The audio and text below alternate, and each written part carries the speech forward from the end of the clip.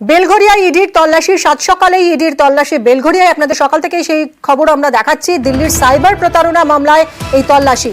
বেলঘরিয়ার দেশপ্রিয় নগরে ইডির হানা। জানবো সুবীরের কাছ থেকে। আরো সুবীর, বেশ 1.5 ঘন্টা প্রায় অতিক্রান্ত, কি জানা যাচ্ছে, কি কারণে এই হানা? দেখো, এই যে হানা, অর্থাৎ কলকাতা বসে কিন্তু এই সাইবার প্রতারণা চলতো এবং কলকাতাতেই অফিস বানিয়ে সাইবার প্রতারণার কাজ চালানো হতো। পাটনায় প্রথমে সাইবার মামলা প্রথম রুজু হয়, তারপর দিল্লি, কলকাতা ও পাটনাতে কিন্তু এর জাল ছড়িয়ে পড়ে এবং অনলাইনের মাধ্যমে কিন্তু চলতো। এবং এই মুহূর্তে যেটা চাঞ্চল্যকর তথ্য পাওয়া যাচ্ছে সেটা হচ্ছে যেই ব্যক্তি অর্থাৎ রমেশ প্রসাদের যে আবাসন, সেই বেলঘরিয়ার আবাসনের একদম ঠিক নিচেই কিন্তু একটি নতুন একটি গাড়ি দেখা যায়। যে গাড়িটি কিন্তু 11 মাস হলে তিনি কিনেছেন, কিন্তু যে গাড়িটি তিনি কিনেছেন সেই গাড়িটি কিন্তু ইডির আধিকারিকরা তারা তল্লাশি চালান এবং এই যে গাড়ি রয়েছে এই গাড়ি কিন্তু তার নামে নয়। এই গাড়ি কিন্তু যেটা জানা যাচ্ছে যে এই গাড়ি যেটা রয়েছে সেটা হচ্ছে যে অন্য একজনের নামে, অর্থাৎ সুমন মাহাতো নামে, তার নামে কিন্তু এই গাড়িটি কেনা হয়েছে।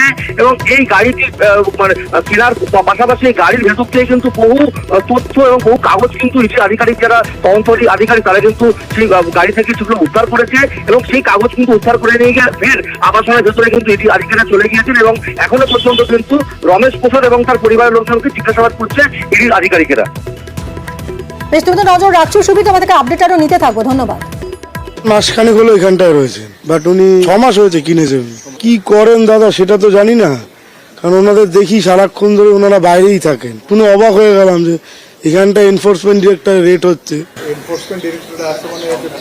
হ্যাঁ, ওনাকে তো কখনো দেখে সেটা মনে হয়নি যে নর্মাল ন্যাচারাল ভাবে উনি থাকতো। আমি যখন ফ্ল্যাট থেকে নিচে নেমে বেরিয়ে এসেছিলাম তখন বলছে আপ কাহা যা রা হ্যায়? মেরা মেডিসিন কা গাড়ি চলতা হ্যায় উধার, তো हम वो काम में जा रहा है। गोडाउन चाबी ठाबी सबको देखालाम, बोले ठीक है आप बाहर मत जाइए, आप इधर रहिए। अल्लाह सर क्या हुआ? बोले बहुत बड़ा क्राइम है।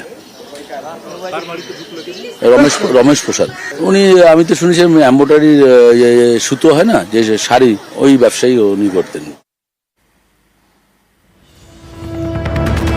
শুধু বেলঘরিয়াতেই নয়, হাওড়ার শালকিয়াতেও ইডি তল্লাশি। দিল্লিতে প্রতারণা মামলায় হাওড়ায় চলছে তল্লাশি।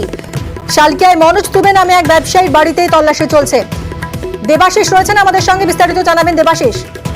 অবশ্যই, দেখো যে বেলঘরিয়া রমেশ প্রসাদের বাড়িতে যেরকম অভিযান চলছে তার আবাসনের অফিসে, এই পাশাপাশি তারই সঙ্গী এই মনোজ দুবে, তারা একই সঙ্গে কিন্তু এই যে দিল্লির প্রতারণা মামলা, তার সঙ্গে নাম জড়িয়ে রয়েছেন হাওড়ার যে ট্রান্সপোর্ট ব্যবসায়ী মনোজ দুবে, তার বাড়িতে সকালবেলায় কিন্তু ইডি আধিকারিকরা রয়েছেন। তারা জিজ্ঞাসাবাদ করছেন এবং গোটা বাড়ি কিন্তু ঘিরে রেখেছে কেন্দ্রীয় বাহিনী।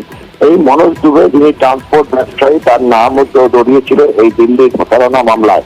তাকে যেরকম করে জিজ্ঞাসাবাদ করা হচ্ছে, তার পরিবারের লোকদের তাদেরকে জিজ্ঞাসাবাদ করা হচ্ছে। এমনকি বেশ কয়েকবার ইডি আধিকারিকরা মনোজ দুবেকে নিয়ে বাইরে যান।